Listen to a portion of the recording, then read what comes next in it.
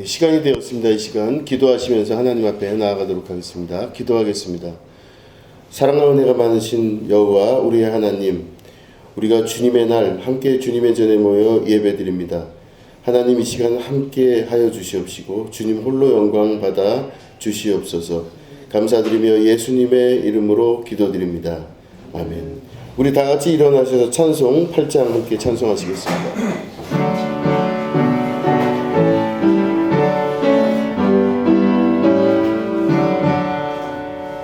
거룩 거룩 거룩 전능하신 주님, 이른 아침 우리 주를 찬송합니다. 거룩 거룩 거룩 자비하신 주님, 성삼위일체 우리 주로다. 거룩 거룩 거룩 주의 보좌 앞에 모든 성도 멸류관을 벗어드리네. 전군 천사 모두 주께 굴복하니 영원히 위에 계신 주로다. 거룩 거룩 거룩 주의 빛난 영광, 모든 죄인 눈 어두워 볼 수 없도다. 거룩하신 이가 주님밖에 없네. 온전히 전능하신 주로다.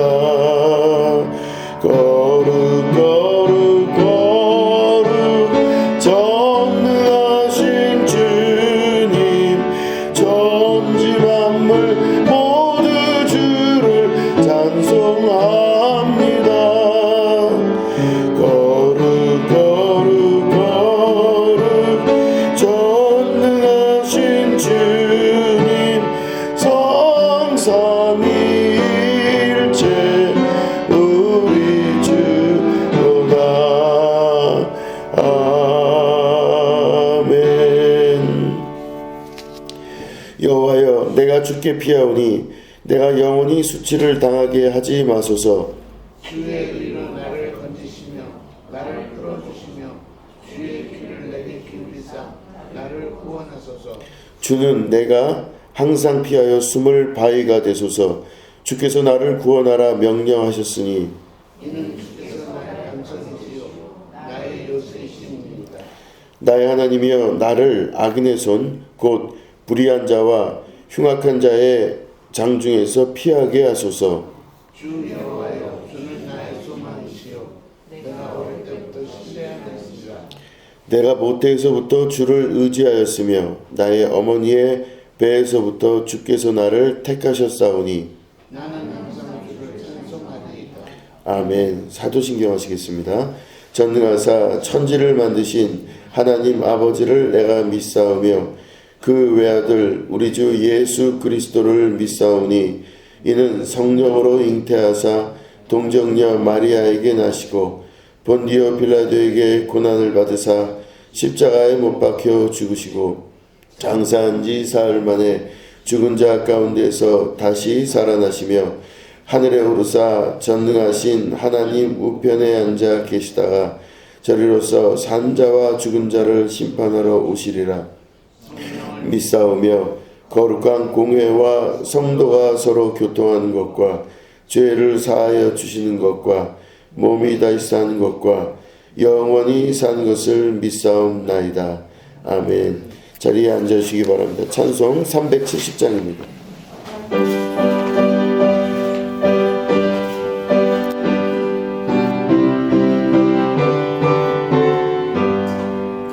주 안에 있는 나에게 딴 근심이 있으 십자가 밑에 나가 내 주님을 찬송하면서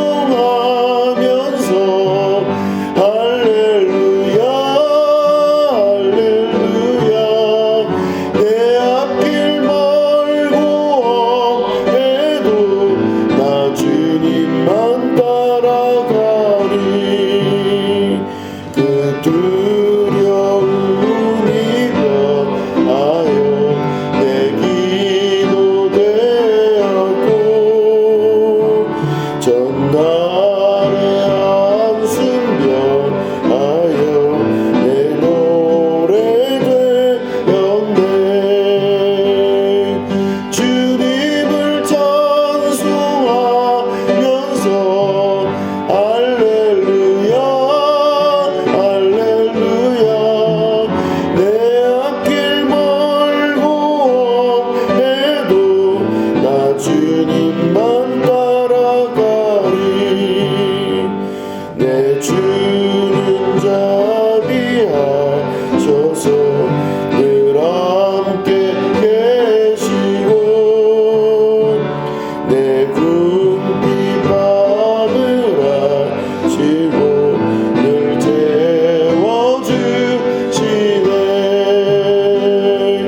주님을 찬송하면서 할렐루야 할렐루야 내 앞길 멀고 험해도 나 주님만 따라가리 내 주와 맺은 언약은 영불변하시니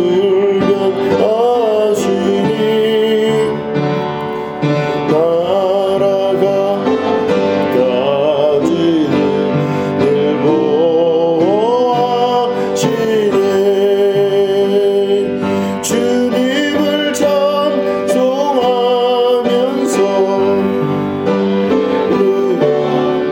할렐루야 내 앞길 멀고 험해도 나 주님 따라가리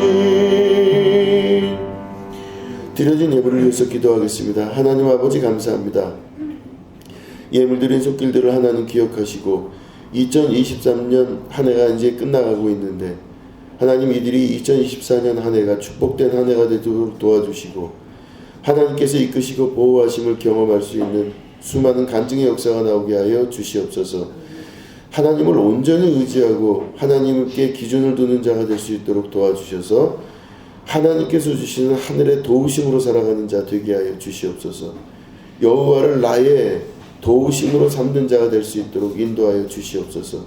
주께서 지키시고 보호하시는 것을 경험하는 자가 되게 하여 주시옵소서. 축복하여 주시옵소서. 감사드리며 예수님의 이름으로 간절히 축복하며 기도드립니다. 아멘. 예, 우리 하나님 말씀 함께 보시겠습니다. 빌립보서 4장 11절부터 13절까지의 말씀입니다.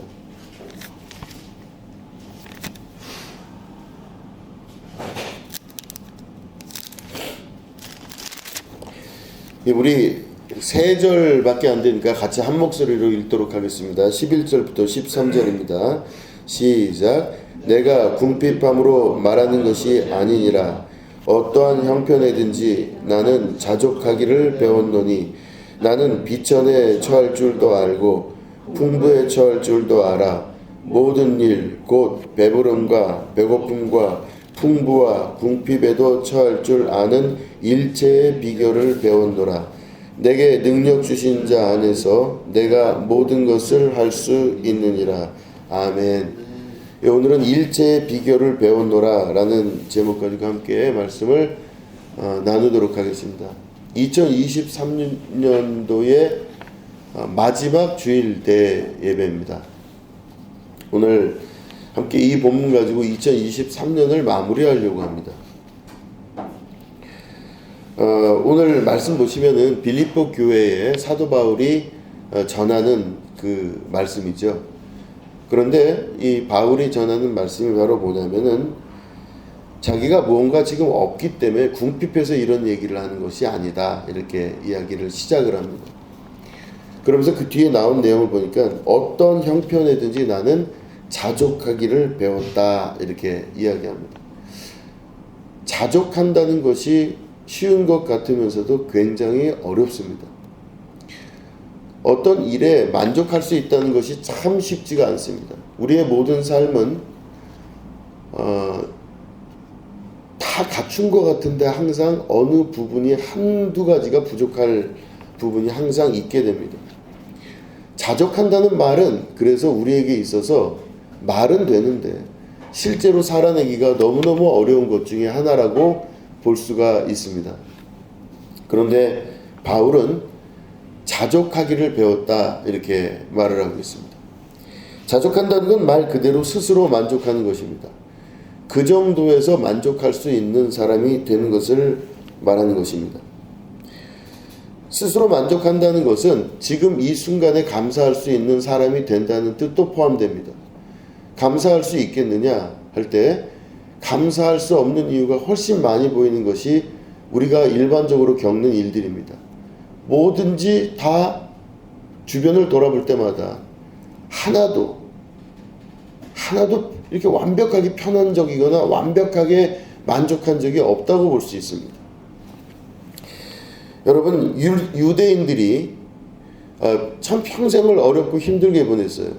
그들은 거의 1500년, 2000년 정도 되는 그 시기의 삶 동안 자기 땅도 없는, 나라도 없는 정말로 디아스포라라 그래서 다 뿔뿔이 흩어져 살았던 사람들입니다.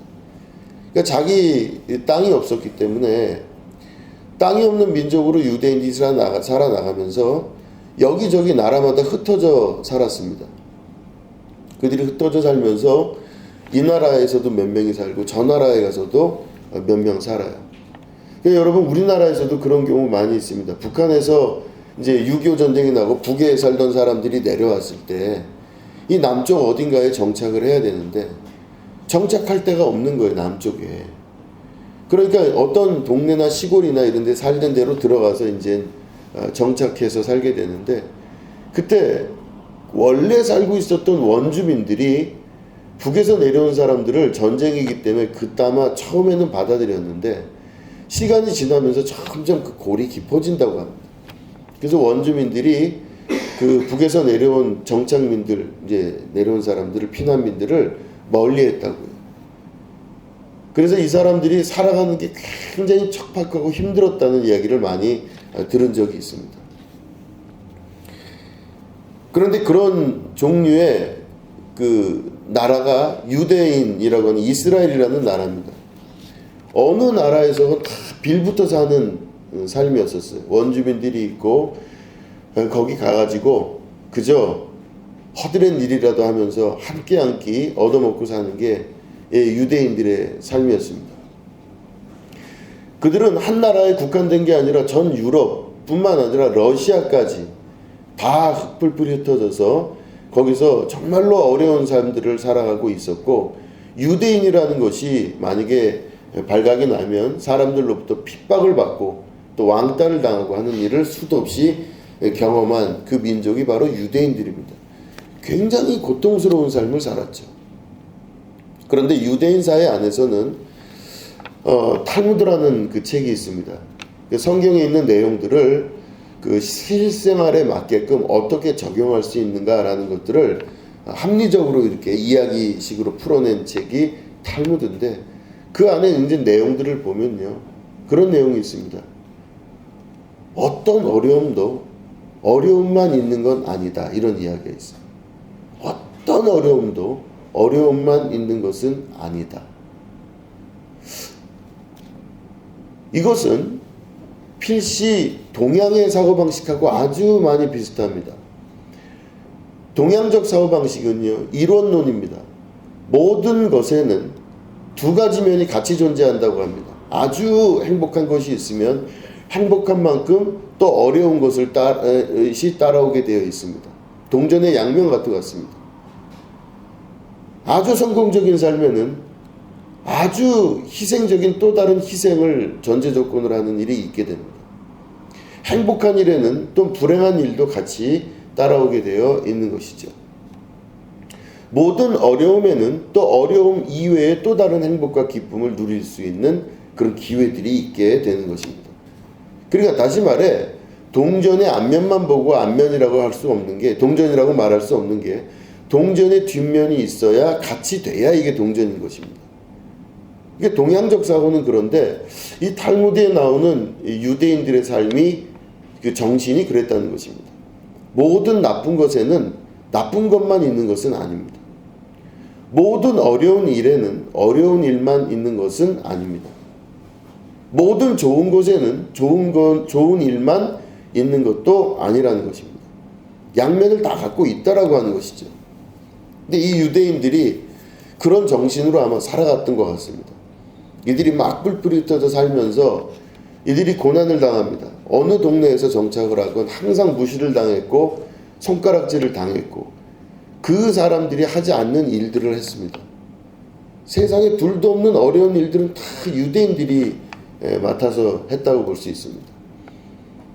중세 때 그래서 그 당시에 고급스러운 사람들이 전혀 손을 대지 않았던 금융업에 손을 댄 게 유대인들이었었고, 정말 천박한 사람들이나 하는 돈 만지는 일을 유대인들이 먼저 시작한 겁니다. 세상에 둘도 없는 더럽고 추악한 일들은 전부 유대인들이 맡아서 했던, 그래서 모든 삶이 항상 어려웠었어요. 유대인들은 외롭기도 했고. 그런데 그때마다 이 이야기들을 마음속에 품은 겁니다. 모든 나쁜 일이 나쁜 것만 있을 수는 없다. 그래서 나쁘고 안 좋은 일을 겪을 때마다 그때 마지막 희망 같은 그 말씀 하나를 자기 안에 두고 있었던 것이죠. 그 유대인들은 그래서 우리가 볼 땐 강해 보이지만 그들은 그들 안에 신념을 갖고 있었던 민족이라 볼 수 있는 것입니다. 그런데 여러분, 지금 제가 말씀드린 이 유대인들의 떠돌아다니는 삶은 여기 빌붙고 저기 빌붙어서 어려운 일만 하고 더럽고 추악한 일만 했던 유대인들은 다른 사람들로부터 무시를 당하고 어려운 일을 당했지만 이들이 갖고 있던 정말로 아주 희한할 정도의 놀라운 능력이 그 어려움 가운데서 나오게 됩니다. 이들이 한 곳에 정착을 못해요, 잘. 그러니까 계속 떠돌아다녀야 됩니다. 이쪽에서 살다가 한 2, 3년 살면은 왕따를 당하고 나가라고 그러고 돌 던지고 집에 불을 놓기도 하고, 그러다 보니까 거기서 살 수가 없으니까 옆에 동네로 가고 또 옆에 동네로 가고. 그러니까 이 사람들의 특징이 바로 뭐냐면 계속 돌아가면서 삽니다. 한 곳에 정착을 못해요. 양치기들처럼 계속 돌아가면서 삽니다. 그런데 이들의 그 특징이 어마어마한 민족적 역량을 발휘할 수 있는 근거가 되기 시작합니다. 그게 바로 뭐냐면 다른 여러 나라들을 보면서 이 나라 저 나라 옮겨 다니면서 그 나라의 속사정을 너무나 뻔히 잘 알게 되는 사람들이 됩니다. 그리고 상호 비교가 돼요. A라는 나라에 살다가 B라는 나라에 가보니 A라는 나라의 잘못된 점과 B라는 나라의 장점을 알아요. 그러니까 상호 이런 부분에 대해서 잘 알기 시작해요. 유대인들끼리 교류를 하다 보니까 어떤 사람은 세 나라를 돌아가면서 살았고 어떤 사람은 두 나라를 돌아가면서 살았더니 이게 이 나라에서는 되게 자랑거리인데 이 나라에서는 별로 자랑할 거리가 못 되는구나. 이런 서로 다른 나라들의 다른 면들을 비교할 수 있는 능력들이 생겼다고 하는 것입니다. 그래서 이들이 현대 21세기에 와서 전 세계를 아우를 수 있는 강력한 정보와 강력한 세계의 여러 가지 기업 문화를 읽을 수 있었던 가장 기초적인 것들도 전 세계에 대한 인포메이션, 정보가 다른 어떤 민족과 세계보다 훨씬 더 월등했다고 하는 것입니다. 이유는 바로 뭐냐면 한 곳에 정착할 수가 없는 그들의 운명이었던 것입니다. 그걸 아는 게 뭐 그렇게 중요하냐? 여러분, 굉장히 중요합니다. 그걸 아는 게 너무 중요합니다. 저는 목회를 하면서 배웠던 것 중에 하나가, 목회를 하면요, 시간이 흐르면서 여러 그 가정들이나 개인들을 만나게 되고 속 이야기를 듣게 되거나 속사정을 알게 됩니다. 그러면 제가 뭘 알게 됐냐면요. 신기한 건 저는 어떤 어려움이 있을 때 이건 나만 어려운 줄 알았어요. 나만 어렵고 나만 고통을 당한다 이렇게 생각을 했었습니다.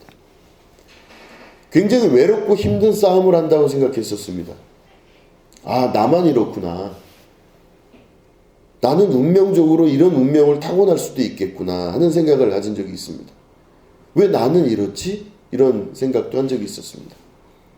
그런데 희한하게도 나만 이렇구나 라고 하는 그 생각을 가졌는데 어느 분을 만나봤더니 그분도 자기도 어렵고 힘들대요. 속 얘기를 하는데 그 이야기를 들어본 즉 어려운 게 맞아요. 또 다른 사람을 만나봤더니 그 사람도 역시 굉장히 어려운 일을 겪고 있다는 걸 알게 됩니다. 그러면서 제 데이터가 디베이스가 점점 쌓이게 되죠. 데이터가 쌓이면서 알게 된 건 어떤 가정이건 어떤 사람이건 어렵지 않은 사람이 없습니다. 겉으로 보는 모습은 다 정상적인 모습으로 보이기도 하고 부러워할 만한 상황으로 보이기도 하지만 실제로 그 속을 들어가 보면 전혀 그렇지 않은 정말 피가 날 정도로 고통스러운 그런 일들을 겪고 있는 일들이 참 많이 있다는 걸 알게 됩니다. 그러면 이 인포메이션을 받아갖고 내가 그 정보를 받아서 얻을 수 있는 게 뭔지 아십니까? 엄청 큰 겁니다. 모든 사람은 다 아프고 힘들다라는 겁니다. 이 사실을 알게 되면 내가 당하는 고통을 나만이 당하는 고통이라든가 또 절대적인 고통이라든가 하는 그런 생각들을 안 할 수 있는 계기가 되는 것입니다. 나만 문제가 있고 나만 무엇인가가 잘못되어 있다고 생각하는 부분이 있었는데 실제로 보면 모든 사람이 문제가 있고 모든 사람이 고통을 당한다는 사실을 알게 됩니다. 아, 그럴 수 있겠구나. 그래서 그 고통의 원인을 뒤져보게 됩니다. 왜 우리는 이렇게 고통스러워하고 아파하고 힘들어할까? 그런 걸 찾아보게 되었습니다. 그 이유 중에 하나가 바로 요즘 교보문고에서도 그렇고 모든 서적 중에서 아주 그 인기를 구가하고 있는 책 중이 바로 쇼펜하우어라고 하는 철학자의 책입니다. 뭐 마흔에 읽는 쇼펜하우어 뭐 이런 책들이 있습니다. 별로 권하고 싶진 않은 책들이지만 아무튼 쇼펜하우어가 요즘 굉장히 대세를 또 끌고 있습니다. 쇼펜하우어의 아포리즘이라는 책이 있습니다. 이 아포리즘이라고 하는 거는 그 철학가나 이런 사람들이 아주 장황한 여러 논리들이 있는데 그런 것들을 다 기록하지 않고 아주 짧은 몇 마디 문장으로 그런 것들을 압축시켜 놓은 귀중한 말들 이런 것들을 아포리즘이라고 이야기합니다. 쇼펜하우어의 아포리즘을 보면 그런 내용들이 있습니다. 남에게 보여주려고 인생을 낭비하지 마라 이런 얘기가 있습니다. 남에게 보여주려고 자기의 인생을 낭비하지 마라. 이 이야기를 깊이 생각을 해보면 기준에 관한 문제를 쇼펜하우어는 계속 제시하고 있습니다. 남에게 보여주려고 자기 인생을 망치지 마라에 자세히 보면 기준이 누구죠? 다른 사람에게 기준을 두는 겁니다. 누가 나를 어떻게 볼까? 누가 나를 어떻게 생각할까? 저 사람이 나에 대해서 어떻게 말을 할까? 이 부분에 대해서 자기 인생을 낭비하지 말라라고 쓰고 있습니다. 이 이야기를 보면 지금 말씀드린 대로 기준점에 관한 부분입니다. 내 기준점이 다른 사람에게 가 있을 경우 그 사람은 너무나 많이 에너지를 다른 데 소모하고 있는 것입니다. 다른 사람에게 기준을 맞추는데 실제로 보면 그 다른 사람들도 나를 그렇게 관심 있게 보질 않아요. 원래 제가 여러 번 설교 때 말씀을 드렸지만 하루 종일 내 생각만 하고 있는 사람은 이 세상에 아무도 없습니다. 하루 종일 내 생각만 하지 않아요. 부모로 할지라도 자기 자녀를 아침부터 저녁까지 잠잘 때까지 생각하는 부모는 없습니다. 하루 종일 나 생각하는 사람이 없다는 뜻은, 다른 말로 하면 그다지 내 인생에 그다지 많은 사람들이 관심이 없다라는 뜻입니다. 그런데 우리는 그거에 반해 이상하리만큼 우리는 다른 사람들에게 기준을 두고, 저 사람이 나를 어떻게 볼까? 저 사람이 나를 어떻게 생각할까?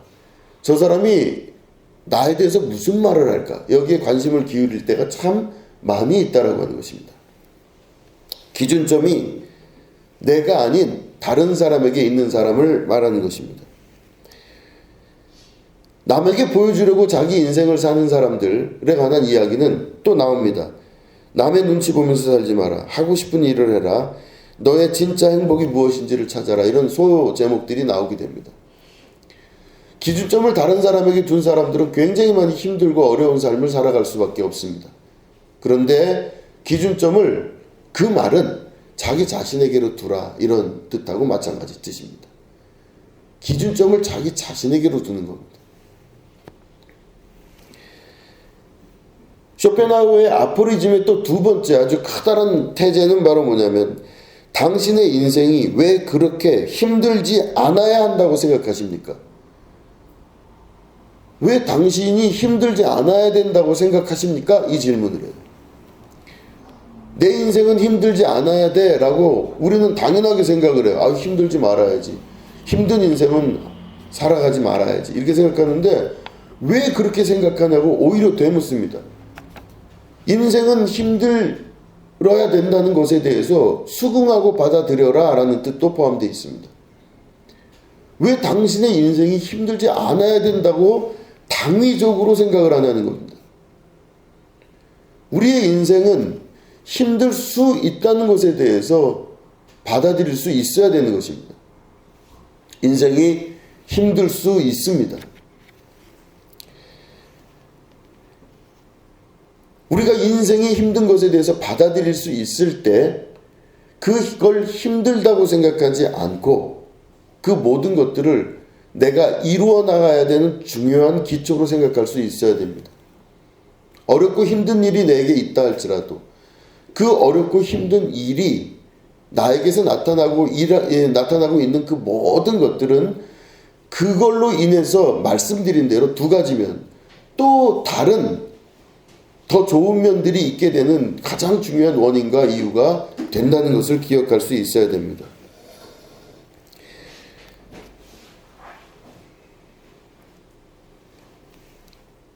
기준을 자기에게 두지 아니하고 다른 존재에게 두는 경우는 힘들고 어려운 삶을 살아갈 수밖에 없습니다. 매일매일 다른 사람에게 기준을 두면은 다른 사람들의 시각과 다른 사람들의 가치관은 계속 변합니다. 계속 사람들은 변하기 때문에 변하는 사람들에게 내 기준을 두기 시작하면 그 사람은 절대 평안하고 기쁜 삶을 살아갈 수가 없게 되는 것입니다. 쇼펜하우어 같은 경우는 이 아포리즘을 이야기하면서 사람이 고통받고 힘들고 어려운 가장 큰 이유가 뭘까 질문을 스스로 할 때 그건 바로 욕망 때문에 그렇다고 합니다. 욕망이 있으니까 힘든 겁니다. 욕망이 내 안에서 용솟음 칠 때 힘들어져요. 내가 어떤 일을 막 힘들게 하고 있을 때, 막 힘들게 할 때 몸이 힘든 걸 싫어하고 힘들어하니까 막 이걸 힘들어할 때 그 힘들어하는 사람 안에서는 어떤 욕망이 있냐면, 야, 힘이 들고 싶지 않다. 이제는 좀 편안하고 싶다. 이런 욕망이 이렇게 올라와요. 그러면 힘이 드는 것에 대해서 반대적인 욕망이 자꾸 올라오기 때문에 그 욕망 때문에 힘든 겁니다, 사실은. 그 욕망이 없으면 괜찮아요. 제가 어떤 분과 대화를 하다가 그런 이야기를 한 적이 있습니다. 등산하는 사람들 여러분 잘 아시죠? 등산하면, 이게 등산을 좋아하는 분들은 모르겠는데 저는 뭐 별로 그렇게 등산을 좋아하지 않아요. 근데 등산을 가면 너무너무 힘들어요. 그 산으로 오르는 게 너무 고통스럽고 힘듭니다. 그런데 등산에 한번 빠진 사람들은요, 헤어나오질 못하고 그 등산을 해요. 힘든데 왜 할까요? 힘든데 막 온몸이 부서져라 아프고 막 숨이 헐떡거려지고 이 다리 근육이 막 터질 듯한 고통이 있는데 왜 사람들은 산을 오르려고 할까요? 이해가 되지 않아요. 평상 일반적인 사람들이 볼 땐 정말 이해가 되지 않는 일들입니다. 그런데 그렇게 힘든데 왜 사람들은 그렇게 할까요? 여기에 여러 가지 이유가 있지만 구체적으로 보면 자기 안에서 편하려고 하는 욕망보다 무엇인가 더 성취하려고 하는 그 고난을 이기고 성취하려고 하는 그 욕심이 더 크기 때문에 그렇습니다. 편하고자 하는 욕심이 아니라 성취하고자 하는 욕망과 욕심이 크기 때문에 그런 것으로 인해서 등산을 할 수 있다는 것이죠. 우리가 생각하는 고난과 어려운 일이라고 하는 것들은 사실은 내 안에 있는 편하고자 하는 욕구, 반대되는 욕구로 인해서 더 힘들어지고 어려운 것들을 경험하게 되는 것입니다. 그런데 이 모든 것의 기준이 밖에 나 이외에 다른 존재라고 말씀을 드렸습니다. 근데 바울은 뭐라고 이야기하냐면 자기는 어떠한 형편에든지 자족하기를 배웠노니 이렇게 말하고 있어요. 자족하기를 배웠다 이렇게 이야기합니다. 이거는 전혀 다른 이야기예요. 쇼펜하우어의 아포리즘과는 또 다른 이야기입니다.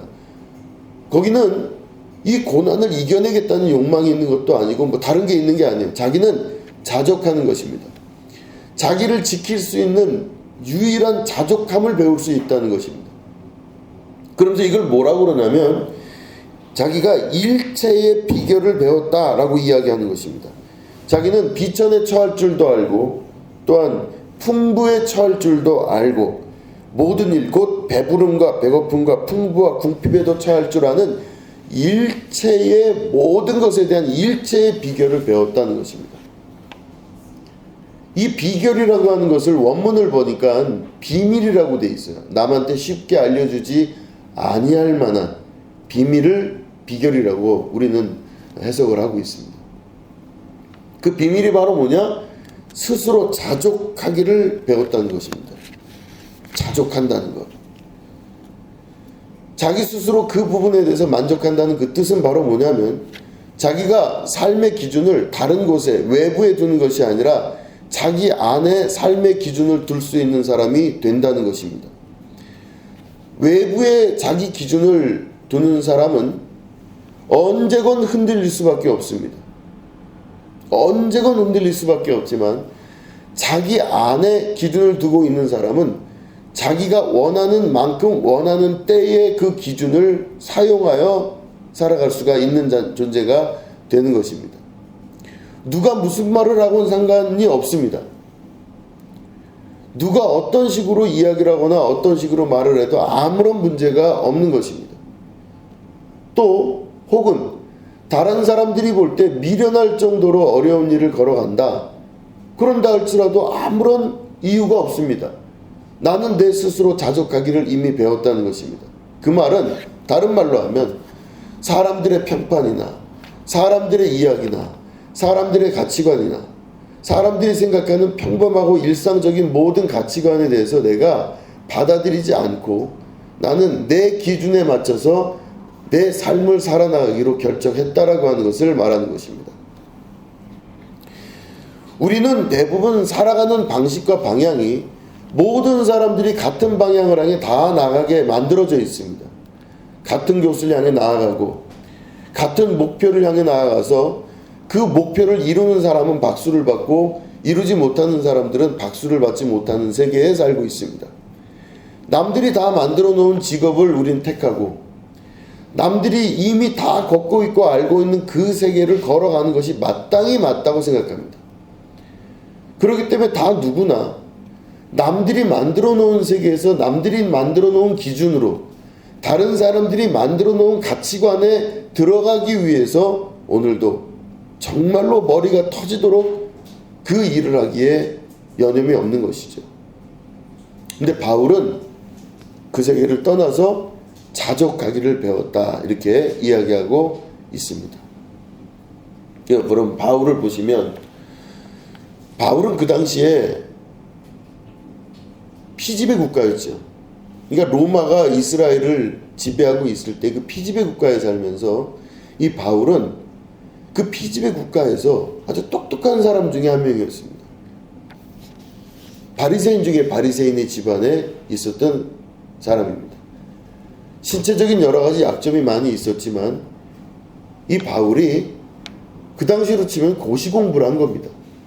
근데 고시 공부에서 합격을 한 거예요. 그 고시 공부에 합격을 해갖고 공무원이 된 거죠. 그 공무원이 된 다음에도 제일 어렵고 힘든 일을 먼저 앞서서 처리해 나가려고 했던 사람. 그러니까 다시 말해 승진의 욕구가 굉장히 강했던 사람이에요. 승진의 욕구, 상승 욕구, 뭔가 성공에 대한 욕구가 굉장히 강했던 것입니다. 해보고 싶었던 거죠. 이왕하려면 이렇게 해야 된다. 그래서 고시에 합격을 하고 승진을 위해서 그냥 어렵고 힘든 일을 막 해가지고 그 중에서 제일 문제가 됐던 로마에게 있어서의 골칫거리가 바로 뭐였냐면 예수 그리스도의 사건입니다. 로마는 지금 이스라엘 안에서 수도 없이 벌어지고 있는 이 사람들이 모이고 흩어지는 그 문제에 관해서 굉장히 골머리를 앓고 있었어요. 혹시 예수님으로 인해 가지고 엄청난 사건이 벌어지면 어떡하나, 예수님 때문에 폭동이 일어나면 어떡하나, 이런 것 때문에 갈등을 하고 있을 때 로마에서 일부 파손되어 나오져 있는 그 사람들의 결론은 강하게 밀어붙여서 예수 믿는 사람들을 죽이거나 이들을 빨리 진압하는 것이 우선이다. 이게 결정으로 내려옵니다. 그런데 막상 그것들을 하려고 하니까 너무 잔인하게 이들을 다뤄야 하니까 이걸 할 수 있는 사람이 많지가 않았어요. 근데 이때 바울이 제가 하겠습니다. 그럼 제가 하겠습니다. 내 민족이지만 내 같은 이 혈육이지만 내 성공을 위해서는 이 사람들을 내가 죽이겠다는 거예요. 그래서 바울이 그 이스라엘 사람들을 잡으러 돌아다니는 겁니다. 그러다 어느 날 다메섹이라고 하는 지역을 지나갈 때 그때 예수님을 만나게 됩니다. 눈앞에는 자기의 성공과 이익, 어떻게든지 간에 잘 돼보고자 하는 욕구, 다른 무엇인가를 다 버리고서라도 나는 잘 돼야 된다는 욕구를 자기 안에 품고 이를 악물면서 그 목표를 향해 달려나갔던 것이 바울입니다. 그랬는데 그 예수님 만난 이후에 바울이 완전히 바뀝니다. 이 똑똑했던 바울이 자기 아버지 고향으로, 그러니까 자기 고향이죠, 다소라는 곳으로 가서 13년 동안 아무것도 못하고 텐트를 만들고 있습니다. 그 잘났고 욕망이 많았던 이 바울이 바보가 돼서 돌아온 거예요. 그 아버지가 그 아들을 보면서 속 썩은 시간이 13년이라는 시간입니다. 애가 왜 저렇게 됐을까? 쟤가 왜 저렇게 됐을까? 그 예수라는 신을 만나서 저렇게 된 건가? 그 예수라고 하는 인물 때문에 저렇게 된 건가? 이러면서 바울이 그 아버지의 속을 아주 그냥 북북 썩였던 기간이 13년입니다. 그 13년 동안 이 바울이 다소에서, 자기 고향에서 변화가 되기 시작하면서 바울이 나와서 이제는 주께서 명령하신 사역들을 해 나가기 시작할 때 빌립보 교회에 보내는 편지를 통해 이 말을 합니다. 내가 자족하기를 배웠노니. 여러분, 자족하는 것은요, 바울의 인생에서는 있을 수가 없는 일입니다. 바울은 경쟁에 익숙한 존재였습니다. 자족하는 게 아니에요. 난 항상 목이 말라야 돼요. 난 아직도 목이 마르다. 어디서 많이 들으셨죠? 히딩크 감독인가요? 난 아직도 목이 마르다. 나는 만족한 적이 없다. 나는 계속 목이 마르다. 이게 우리 한국 사회뿐만 아니라 전 세계적으로 사람들을 이끄는 강력한 에너지이며 그렇게 사는 것이 마땅하다고 여겨집니다. 그렇기 때문에 욕망이 많고 욕구가 많고 경쟁이 치열한 곳에서 경쟁적인 삶을 사는 게 마땅하다고 여기는 그 세계 속에 살던, 그리고 일정 부분 승리를 거머쥐었던 바울이라고 하는 사람이 그 세계에서 떠나 예수 만난 다음에 변했습니다. 자족하기를 배웠노니. 이 말은 그가 자기 기준을 다른 사람이나 다른 가치관에 두지 아니하고 자기 자신에게로 기준점을 옮겨왔다고 하는 것입니다. 자기 자신이 스스로 만족할 줄 아는 사람이 됐다는 것, 그것은 내가 부에 처하건, 다시 말해 돈을 많이 벌건, 아주 돈을 못 벌고 어려운 일이 있었건, 내가 가난하건 부하건, 내가 배가 부르건 혹은 배가 부르지 않건, 모든 부분에 있어서 승리할 수 있는 일체의 비결을 배웠다고 하는 것이 그 자족이라고 하는 것입니다. 스스로 만족할 줄 아는 사람이 된다는 것은 엄청난 축복입니다. 그 사람은 항상 기뻐할 수 있는 아주 중요한 사람이 되는 것입니다. 모든 부분에 불만이 있을 수밖에 없는 것은 자기 안에 있는 욕망이 끊임없이 솟아나는 것을 말하는 것입니다. 편하고자 하는 욕망, 인정받고자 하는 욕망, 부자가 되고자 하는 욕망, 잘 되고자 하는 욕망, 이 모든 것들을 이루는 것이 우리 안에 누구에게 배우지 않더라도 당연히 세팅되어 있는 인간 존재의 기본이라 볼 수 있습니다. 그런데 하나님 말씀을 보면 그것들이, 그 욕망들이, 그리고 그 경쟁에 대한 것들이 나를 구원하는 것이 절대 아니라라는 것을 말씀하고 계시는 것입니다. 내 안에 안분지족, 내 안에 스스로 만족할 줄 아는 것을 배우는 것. 그럼요, 내가 돈이 많이 있어도 크게 흔들리지 아니하고, 내가 돈이 하나도 없고 힘들어도 크게 흔들리지 않는 것입니다. 내 생활이 아무리 어려워도 크게 흔들리지 않고, 내 생활이 아무리 나아지고 대단하다 할지라도 크게 흔들리지 않습니다. 누가 나를 인정해 주지 않아도 흔들리지 않고, 누가 나를 그렇게 칭찬을 해도 흔들리지 않는 것을 말하는 것입니다. 내가 무엇인가에 흔들리지 않는 삶을 산다는 것, 이게 기독교인들이 가져야 될 일체의 비결 중에 하나라고 볼 수 있는 것입니다.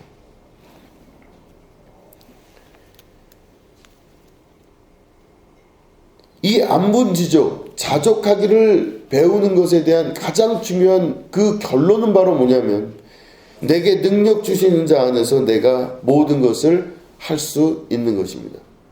우리는 이 말씀만 따로 떼어내서 내게 능력 주시는 자 안에서 내가 모든 것을 할 수 있다고 할 때 이거를 어떤 능력에 관한 이야기만 이야기합니다. 아, 주님, 내가 이걸 하고 싶은데 이거를 할 수 있다 하셨으니 내가 해야 되지 않겠습니까? 뭐 이런 식으로만 생각을 해요. 근데 이 맥락을 쭉 보시면 빌립보서 4장 11절부터 13절이 이어지는 것을 보니 바울의 이야기와 이 고백이 연결되는 것을 볼 수가 있는 것입니다. 나는 원래 그렇게 할 수 없다고 생각했었어요. 나는 그렇게 할 수가 없는 사람인 줄 알았던 것입니다. 나는 가난하면 너무 비참해지고 힘들고 어려운 줄만 알았을 거예요. 나는 이거 하나가 안 되면 너무 비참해질 줄 알았는데, 나는 너무너무 괴로워질 줄 알았는데, 근데 능력 주신 자에서 봤더니 그게 아무 문제가 없다는 걸 알기 시작하는 겁니다. 내 생각에, 내 기준에 무엇인가가 잘 안 되고 어려운 일이 있다고 해도 거기에 대해서 그렇게까지 흔들리지 아니할 수 있는 그 평안함, 그거는 능력 주시는 자 때문에 나타나는 현상입니다. 우리 하나님이 우리에게 주시는 아주 중요한 말씀 중에 하나인 것이죠. 능치 못할 일이 없습니다. 내 안에 아무것도 능치 못할 일이 없습니다. 나는 가난할 수도 있고 부자일 수도 있고 그렇게 처할 줄도 아는 것입니다. 나는 높은 자리에 갈 수도 있고 가장 낮고 천한 자리에 갈 수도 있습니다. 나는 인생의 가장 힘든 구간을 통과할 수도 있고 인생의 가장 화려한 구간을 통과할 수도 있는 것입니다. 가장 힘들고 어려운 일들을 통과해가는 그 순간순간마다 내가 과연 그런 어려운 일들을 통과할 수 있을까? 내가 과연 그 일들을 잘 감당해낼 수 있을까? 고민하고 두려워하면서 그 자리를 피하고 싶은 것이 인지상정입니다. 그런데 능력 주시는 자에서 우리들은 모든 것을 할 수 있는 것입니다. 여러분들 주변에 있는 혹은 여러분들이 생각할 때 내 인생에 어려움들이 있을 때 누구와 비교가 되거나 어떤 부분에 있어서 고통스러운 일이 있을 때 이쪽에 있는 걸 갖다가 이쪽으로 메꿔 넣는 그런 거 말고 그런 어려움들이 있을 때 그것들을 온전하게 다 받아들이고 그것들을 감당할 수 있는 능력들이 있으십니까? 힘들고 어려운 일들이 나에게 닥쳤을 때 그것들을 능히 감당해내고 이겨낼 수 있는 능력이 있으십니까? 자신이 없으십니까? 괴롭습니까? 나는 아무것도 그렇게 되면 나는 너무 비참해질 것 같습니까? 아닙니다. 능력 주시는 자에서 여러분들은 모든 것을 감당하여 이길 수 있고 설교 서두에 말씀드린 대로 그 모든 것들은 양면이 같이 존재하기 때문에 어려움을 이긴 사람은 반드시 그 어려움에 대한 대가가 오게 되어 있는 것입니다. 동전의 양면이 하나의 동전이듯이 내 인생과 삶의 모든 어려움과 고난을 겪은 사람들은 반드시 주님께서 갚아주시는 것을 경험하는 축복과 은혜를 경험하게 되는 것입니다. 다만 그 어려운 길을 통과할 수 있냐 없느냐의 문제에 내가 아멘으로 답을 할 수 있어야 되는 겁니다. 하나님께서 예수님에게 아마 그렇게 질문하셨던 것 같아요. 너 내가 주는 이 잔을 먹을 수 있겠느냐? 그럴 때 예수님이 주여 웬만하시거든 이 잔을 내가 안 먹게 되기를 원합니다. 이 사약과 같은 이 고통스러운 잔을 내가 굳이 먹어야 될 이유가 있겠습니까? 저는 먹고 싶지 않습니다. 아마 하나님이 예수님에게 그걸 말씀하셨을 때 예수님이 싫다고 말씀하시는 장면이 우리가 알고 있는 그 장면입니다. 그런데 생각하시다가 예수님께서 그런 말씀하시죠. 그러나 내 뜻대로 마시고 아버지의 뜻대로 하여 주시옵소서. 여기에 갖고 있는 그 비밀은 바로 뭐냐면 예수님이 말씀하시는 내 뜻이 뭘까요? 우리는 예수님이 십자가 달려 죽으시는 것이 다 뜻이라고 생각을 하고 예수님 뜻이리라 생각을 했지만 예수님이 말씀하신 이 문장을 보면 내 뜻대로 마시고 아버지의 뜻대로 하여 주십시오. 그럴 때 내 뜻은 예수님의 욕망이에요. 가능한 한 이 잔을 내가 안 먹고 고통스러운 거 안 하고 괴로운 일 안 당하고 힘든 일 안 하고 이 잔을 내가 안 먹고 가기를 원합니다가 이 욕망, 내 뜻이겠죠. 근데 예수님이 그것을 하나님 앞에 봉헌하셨어요. 내 뜻을 하나님께 드립니다. 이제는 내 뜻이 없어졌습니다. 그러니 아버지의 뜻대로 되기를 원합니다. 이렇게 기도하실 때 하나님의 뜻대로 결국에는 모든 일이 이루어지게 됩니다. 예수님은 십자가 달려 죽으시고 3일 만에 부활하셔서 승천하시게 되는 것이죠. 그렇다면 우리 안에 있는 욕망들, 어려움이라고 하는 이 이야기, 그리고 고난받지 않으려고 하는 우리 안에 있는 욕망들, 그리고 내 고통과 고난이 나에게서만 있을 것 같은 그런 느낌들, 이 모든 것들이 우리 앞에 있을 때 우리들은 그 고난을 어떻게 해야 되겠습니까?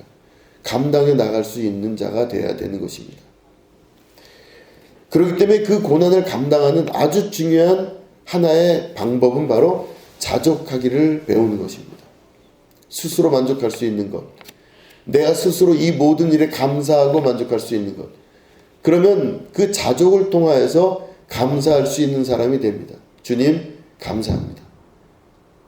너 지금 이 상태인데도 감사하냐? 감사합니다. 너 이렇게 어려운데도 감사하냐? 감사합니다. 너 이렇게 돼 있는데도 감사하냐? 감사합니다.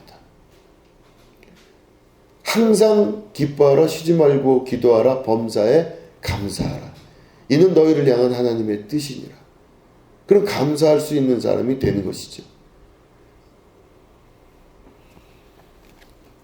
자족하기를 생활화하는 사람에게 나타나는 열매는 감사밖에 없습니다. 이게 바로 우리를 향한 하나님의 뜻이라고 성경은 말씀하고 있는 것이죠. 쇼펜하우어의 질문을 다시 한번 합니다. 왜 당신의 인생이 힘들지 않아야 한다고 생각하십니까? 왜 당신은 당신의 인생이 힘들지 않아야 한다고 생각하십니까? 왜 나는 힘들지 않아야 된다고 왜 생각을 하냐? 이 질문을 여러분들에게 다시 던집니다.